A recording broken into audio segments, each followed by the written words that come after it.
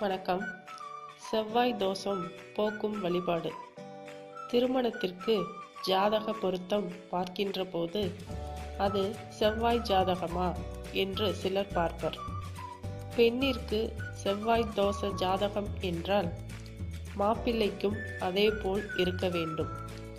செவ்வாய்க்குரிய தெய்வம் முருகப்பெருமான் மற்றும் சக்தி என்று ஜோதிட சாஸ்திரம் சொல்கிறது. எனவே செவ்வாய் தோஷம் உள்ளவர்கள் அச்சமின்றி வாழ முருகப்பெருமான் வழிபாட்டையும் சக்தி வழிபாட்டையும் முறையாக மேற்கொண்டால் நற்பலன்கள் கிடைக்கும். தோஷம் விலகி யோகம் சேரும். அதற்குரிய விதத்தில் புரட்டாசி மாதம் நவராத்திரி விழா நடைபெறும் 9 நாட்களும் சக்தி வழிபாட்டினை மேற்கொண்டு அதன் பிறகு வரும் கார்த்திகை மாதத்தில் முருகப்பெருமான் வழிபாட்டை மேற்கொள்ள வேண்டும்.